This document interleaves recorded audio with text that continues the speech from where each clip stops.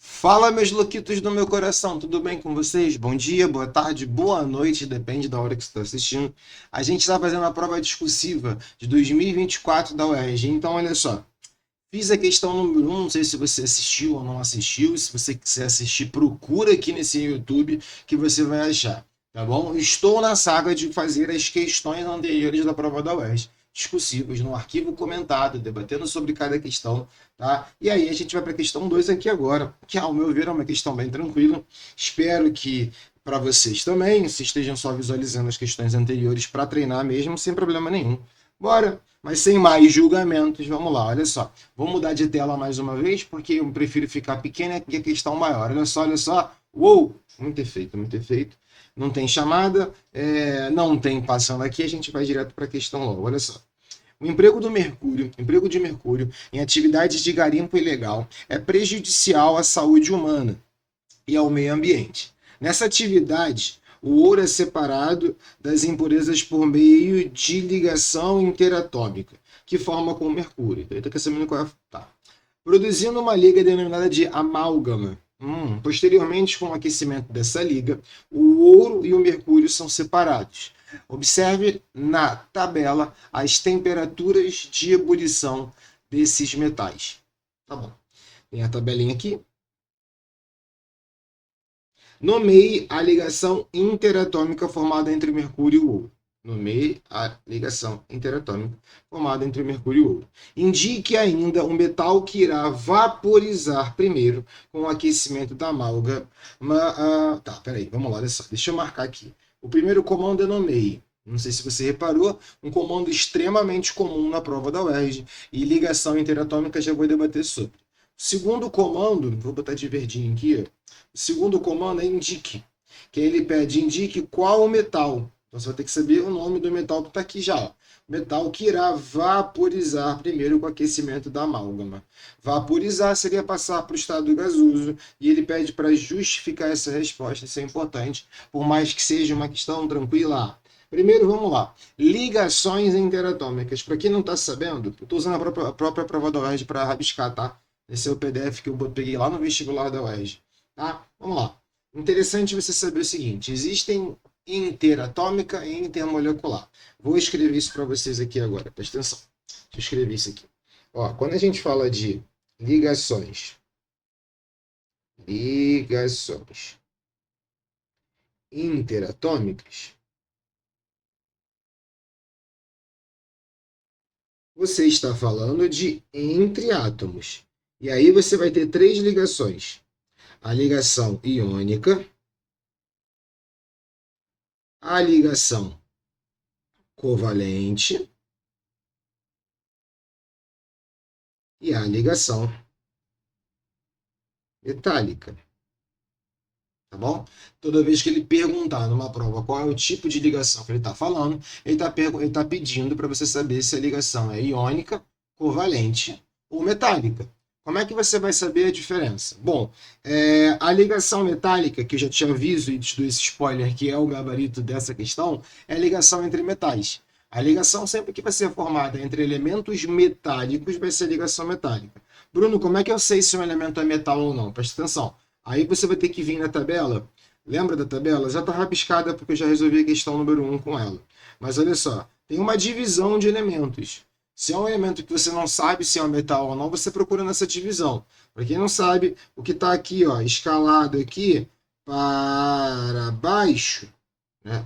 Para cá são os elementos metálicos, né? Aqui você vai encontrar o cobre, o cobre, o cobalto, falei em ordem contrária, né? Porque o seu é cobalto. Ferro, alumínio, obviamente esses elementos são os metais. Então a ligação entre metais é a ligação metálica, tá? Isso é bem mais prático de pensar. Agora, a diferenciação maior está saber se a ligação vai ser iônica ou covalente. A ligação iônica, você vai ter que ter um elemento com tendência. Com dois elementos, a tendência a formar íon. Um a formar cátion, e eu vou mudar para vocês me verem melhor. E o outro a formar ânion. Então, na ligação iônica, é a ligação entre íons. Então, é um cátion e um ânion. Tá? Então, geralmente, você escuta muito quando está estudando, para falar que a ligação iônica é entre um não metal e um metal. E a ligação covalente é entre ametais, entre não metais. E a ligação metálica é entre metais.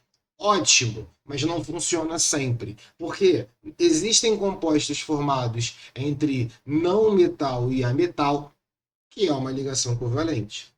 Um exemplo clássico é o alumínio, que o alumínio é um metal, mas se ele estiver ligado ao cloro, o tipo de ligação é categorizado como ligação covalente. Fala, Bruno, eu estou escutando o teu vídeo para facilitar, não para complicar. Tá, calma. Você vai descobrir isso pela prova da UERJ usando a eletronegatividade. Se a diferença da eletronegatividade for maior que 1,7, você vai dizer que a ligação tem um caráter iônico. Se a eletronegatividade for menor ou igual a 1,7, você está falando de ligação covalente. Como assim, Bruno? Peraí, olha só. A prova da UERJ é uma prova diferenciada em questão de outros vestibulares pela própria tabela periódica que ela nos fornece. E existe na tabela periódica da prova da UERJ, lembrando que eu estou pegando a prova da UERJ mesmo para fazer com vocês, tá? Ou seja, eu estou pegando o arquivo da prova da UERJ, isso eu quis dizer, tá? E aí eu vou voltar a ficar pequeno. Olha para cá. Existe o valor de eletronegatividade dos elementos. Então você consegue ver. Então, por exemplo, eu quero saber a ligação entre o carbono e o oxigênio. Puxa, 3,5 menos 2,5 vai dar 1. Então esse valor quer dizer que é uma ligação covalente, porque é menor que 1,7. Ok? Porém, dado essa informação, esse bizu para a gente matar a questão, eu estou voltando para a questão 2 para a gente fazer direitinho. A gente já sabe que, nesse caso especificamente, é o ouro e mercúrio, que são elementos metálicos. Então, o tipo de ligação é ligação metálica. Então, vamos escrever isso aqui. Ó. Nome da ligação. Não precisa dizer ligação interatômica também. Metálica. E a segunda pergunta, cara, apareceu o justifica e tu tem que escrever a justificativa. Mas nenhuma justificativa de prova discursiva da UERJ de Química é longa. Assim, eu tenho que elaborar cálculos para explicar sobre... Não, aqui. Ele pede qual você sabe que é o metal que vai entrar em ebulição. Porque vaporizar é passar para o estado gasoso. Passar para o estado gasoso. Primeiro, a gente sabe que dentre esses dois vai passar para o estado gasoso. O primeiro é o mercúrio. Por que é o mercúrio? Porque tem menor temperatura de ebulição. Entre os dois é que ele vai passar o mercúrio porque tem menor temperatura de ebulição. É isso? É. E é isso que eu escrevo? É. Não tem outra informação.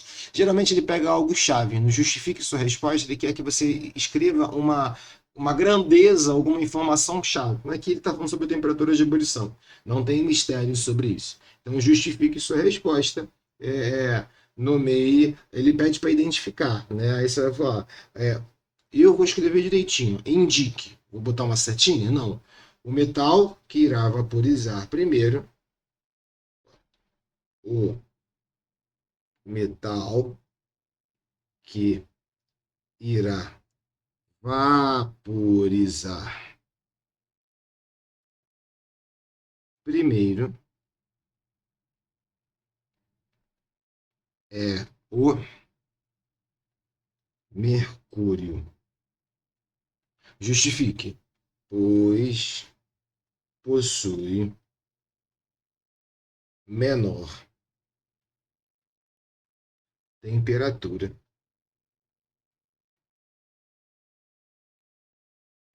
de ebulição. Pô, Bruno, pode cair questões assim na UERJ? Portanto, pode que caiu, né?